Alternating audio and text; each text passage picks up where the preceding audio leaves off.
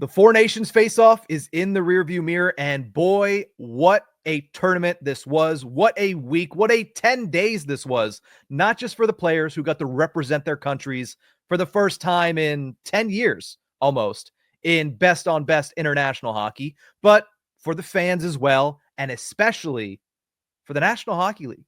I mean, often I'll sit here and I'll talk about the NHL and the mistakes they make and how many times that they shoot themselves in the foot, but it's hard to find a fault with their performance over the last 10 days, with the way that they were able to showcase their stars and showcase the sport of hockey in the Four Nations faceoff. Kudos to the NHL. They had an absolutely unmitigated success with this tournament. And it all started 10 days ago in that opening game. They kicked it off in the best way possible. Not even the game itself, but if you rewind all the way to the pregame festivities before Canada versus Sweden, it's Teemu Selanne for Team Finland.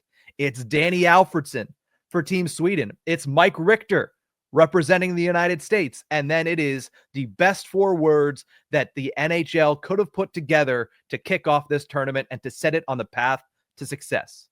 Mario Lemieux in Montreal. That moment alone is enough for you to look at this tournament and say, it is well worth the NHL's time. That moment of Lemieux returning to Montreal, getting the ovation that he got, gave everybody, not just Penguins fans, not just Mario fans, not just Team Canada fans, but everybody watching got chills watching that building, the Bell Center in Montreal, erupt for the greatest French-Canadian hockey player in the history of the game. It was not only him in Montreal, it's the camera shots we got of him and Sidney Crosby looking on like he's a proud nephew.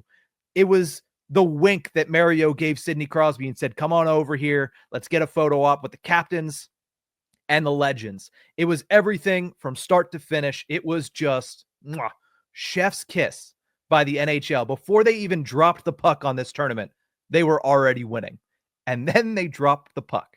And the question was, going into it, would the players, considering it's not the Olympics, would the players treat it like an exhibition? This is taking the place of the NHL All-Star Game, after all. Would they be physical? Would it be fast? Would it be taken seriously? And 60 seconds in, we got our answer. Team Sweden takes a penalty, which coming into this, we all knew was the cardinal sin against Team Canada. And you see it go from McDavid down low to Crosby, and Crosby dishes a disgusting pass to Nathan MacKinnon, and that trio hook up for a goal in the first minute of this tournament. The speed was on display. It wasn't just scoring goals. There was a minute and a half shift where Connor McDavid, I don't even think got a shot on goal, but he just buzzed around the offensive zone so much that building in Montreal, it felt like it was a Stanley Cup final game, and it felt as if they were pushing and pressing hard down one goal with the opportunity to tie things up in a game 7. It was the first period, and they were already up 1-0, and that building was absolutely insane, and the play continued to get better and better and better. Sidney Crosby puts on a masterclass in that one, notching 3 assists to 3 different line mates in 3 different ways. It was a phenomenal night for Team Canada and just for hockey in general, because the Swedes didn't give up. In that first period, in that first 5 minutes alone, it looked like the Swedes were about to get played out of the country, let alone off the ice, by Team Canada. They put their foot in the ground, they punched back, and they tied things up at 3, forcing an overtime where Mitch Marner ends up being the hero. And you end that night saying, whew, I got to exhale, because this was fast, this was physical, this was everything you wanted out of best-on-best hockey, and it was just the beginning. Now, I'm not going to go through every single game, but I am going to give you the highlights of what I thought about certain teams and certain situations. Massive credit to Team Finland. Coming into this tournament, Finland was looked at as the team that's just going to walk in, get crushed, and leave with an 0-3 record. It was kind of accentuated by the fact that they were down 3 of their top 6 defensemen coming into this tournament as well. So everybody said, listen, not only are you in general usually not the most talented team when it comes to these Four Nations, but you're down a couple of your most important players, most notably Miro Heiskanen. Without him, their defense looks very, very different, but they're the Finns. They always play greater than the sum of their parts, and they did that in this one too. They hung tough with the United States for 2 periods before the Tkachuks just ran wild. They won their premier matchup because anytime that you looked at these 4 teams, you said, all right, US, Canada, that's the game to watch. But Finland, Sweden, that's a close second. That rivalry is intense. And Finland came away victorious with the overtime winner from Mikael Granlund. Credit to them for that. And then in a tournament where nobody expected them to win a game, they nearly come back against Canada in a win in your in scenario in Boston on Monday night. They get the opportunity where Granlund again scores 2 goals in the late third period. And if it wasn't for Sidney Crosby stepping up and doing Sidney Crosby things, whenever he decked Granlund at center ice and poured in the empty net goal, I believe they probably would have tied it.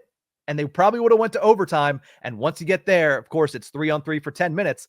Anything could have happened. We could have watched Finland versus the United States last night. I know a lot of people wouldn't have been happy about that. I know the ratings certainly would not have been as high as they were. But that's just a credit to Finland and the Finns who showed up and said, I don't care what everybody else thinks. We're going to put on a show in the 4 nations. So credit to Finland. It was a rough 10 days for Sweden, though. Not only did, as we mentioned, you lose to the Finns, their only win in this entire tournament was in a meaningless game where the United States was resting most of their players. They were resting as many players as they possibly could. I believe they played with only 11 forwards in this game. So it was a rough 10 days for the Swedes. But the good thing for them is less than a calendar year away from the 2026 Winter Olympics and a chance at redemption. And then there's the big guns, the major storyline that's coming out of this tournament, United States versus Canada. Before we talk about the championship, the first game was, I would say, the more marketable game. That's the game that non-hockey fans are going to enjoy more. Of course, because there were 3 fights in 9 freaking seconds. The Tkachuk brothers and JT Miller went full Bash Brothers in this one. And that's my second takeaway from that game, is the Tkachuk brothers, not as much JT Miller, but specifically the Tkachuk brothers, are now mainstream. And that's what this tournament was able to do. It was able to, even if for a brief period of time, it was able to take the sport of hockey mainstream. It very well could have just been an international tournament that some non-hockey fans tuned into because it was on the national channels. It was on TNT. It was on ESPN. It was easily accessible, and there were no other sports on. So outside of hockey fans, some fans probably would have tuned in anyway. But that game, the start to that game, is what started to turn not just this tournament, but specifically the Tkachuk brothers mainstream. I mean, I have seen copious amounts of memes with the Tkachuks side by side with the Bash brothers. And it's a perfect fit. It's a perfect match. It's 100% on brand. But that was a huge, huge moment, not just for United States, Canada. That in and of itself, the Tkachuks thrown down the mitts. And you got to shout out to Braden Hagel and Sam Bennett, who are on the other side of this, because they had to be willing to go too. That did more for the sport of hockey than anything else has in the past several years. Maybe not game 7 with a Connor McDavid comeback from down 3-0. That did a lot, but those 9 seconds was massive for the sport of hockey and the National Hockey League. And you have to give credit where credit is due. It goes to the 4 combatants. It goes to the Tkachuks, who are now mainstream, who are now going to be big stars in the National Hockey League, bigger than they already were, because it's going to transcend fan bases and it'll be a league-wide thing. And then you look at what was left. It was a 2-1 game. They didn't need to go 6-5. They didn't need to go even 4-3. They didn't even need to go 3-2, which is what we got in the final. A 2-1 game where great defensive hockey was on display and great physical play was on display by the Americans. Charlie McAvoy had himself probably the best game of his entire career. At the very least, it is, to this point, his most notable performance of his entire career. Multiple major hits on Sidney Crosby, on Connor McDavid, one of them leading pretty much directly to Jake Gensel's game-tying goal. It was a tremendous night. And like I said, that was the game that non-hockey fans were going to enjoy the most. Not that the championship didn't deliver, and that's what we'll talk about now. Canada defeats the United States by a final score of 3-2 in overtime to capture the Four Nations face-off gold medal. Austin Matthews has 2 assists in the game. Connor McDavid scores the game-winning goal. That's his marquee moment, probably of his career to this point. And Jordan Binnington, who we'll get to in a little bit, has himself a tremendous game after being much maligned through the round-robin stage of this tournament. But before we get into Canada, the pomp, the circumstance, the gold medals, the celebrations, Brady Tkachuk, again, is the guy that delivered. He fed off that Boston crowd. He started laying some big hits, and he scored a massive game-tying goal in the first that brought the building back to life. That building was jumping at the start of the game. And then Nathan MacKinnon scores on a fluky, floating wrist shot that just goes past an unsuspecting Connor Hellebuck. But the building was quiet. The physicality had toned down a little bit from the United States. You could tell the wind was getting taken out of their sails. And who is the one player, time and time again, that is going to drag you back into the fight if you're Team USA? It's Brady Tkachuk. He did it with his physicality late in that period. He did it by scoring a goal late in that period. And he has probably benefited the most from this Four Nations. Everybody knew Connor McDavid was a star. Everybody knew you could market Connor McDavid as a star. Same with MacKinnon. Same with Crosby. Same with Matthew Tkachuk. The guy just won a Stanley Cup less than a calendar year ago. But Brady Tkachuk, maybe not the hardcore fans, but the casual fans who tuned in yesterday, they learned who Brady Tkachuk was. And he's going to take that with him back to Ottawa throughout the remainder of the season. And for the NHL's sake, I hope the Senators make the playoffs, because that is going to do crazy ratings whenever everybody that watched last night, everybody that engaged since last Saturday night because of Brady and Matthew say, oh, Brady Tkachuk's playing playoff hockey. We have to see it. It's must see. And that is what the NHL needs. And that is what Brady Tkachuk did for himself, did for the league, and did for the Ottawa Senators over this last 10 days. So shout out to him.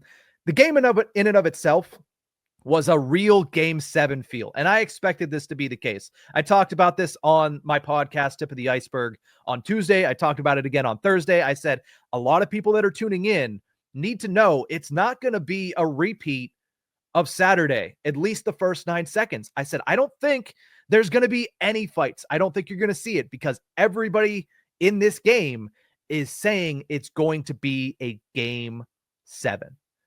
I don't know if you've watched many Game 7s in the Stanley Cup playoffs. There's not a lot of fighting.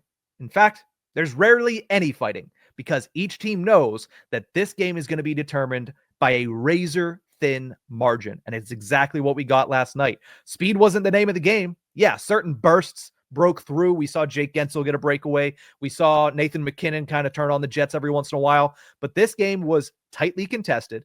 It was tight checking, and it was who is going to make the mistake first. If you look at the first 4 goals, they weren't pretty at all. Neither of Team USA goals were pretty. The prettiest goal that you saw was Sam Bennett when he scored that goal going top shelf over Connor Hellebuck. They were dirty, grimy, Game 7 goals. And that's what we got throughout that game, which is why I am so excited. Because if you tuned in yesterday and you weren't a hockey fan to see 3 fights in 9 seconds, you probably weren't going to stick around after that game anyway. But if you tuned in, you got to see what the best of the best do when it means the most. And that is play tight checking, play strong defense. Shout out to Jacob Slavin, because outside of Brady Tkachuk, Jacob Slavin also had himself a breakout tournament where everybody in the NHL, the entire league and all of its fans, now have taken notice of how good of a defender Jacob Slavin is. Tremendous performance. It wouldn't have even gotten to overtime if not for the play he made on Sidney Crosby earlier in the matchup. But he had himself a tremendous tournament. Brock Faber as well, who was his defense partner, but Slavin himself was a standout performer in this one. And then in overtime, it was Jordan Binnington. I said much maligned. Shoot, there were people saying after that third game, after that almost meltdown against the Finns, that maybe they should go to Adin Hill. Adin Hill's won a cup. Aiden Hill's been sitting here. He's pretty good. I mean, at the end of the day, Logan Thompson should have been the goaltender, but a lot of people are saying maybe you do switch goaltenders going into the finals. Instead, John Cooper elects to stick with Jordan Binnington.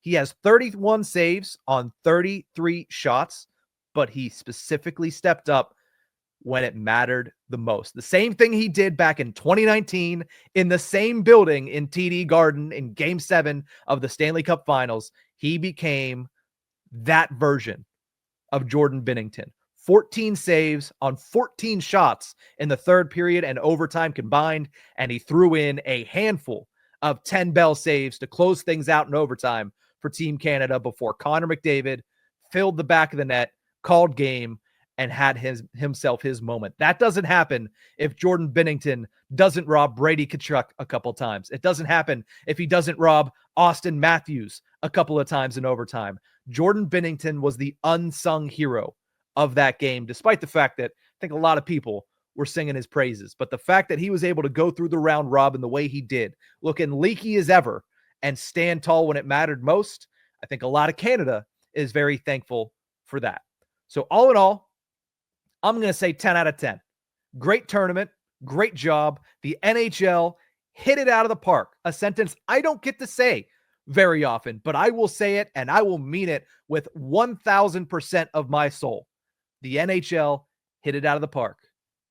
Let's do it all again in 1 year at Milano Cortina in the 2026 Winter Olympics. I am so excited for that one. But that's going to do it for this video. If you like this video, make sure you like, share, and subscribe to my channel on YouTube. You could it's Nick Belsky. You can search Nick Belsky and it'll pop up. We have plenty of NHL videos that we have up on there already. We're going to try to bring out as many more as humanly possible. And we also have a lot of wrestling content on that channel. So if you like this video, if you like my style, make sure you like, share, subscribe, all that fun stuff. But that's going to do it for this one. We'll see you guys next time.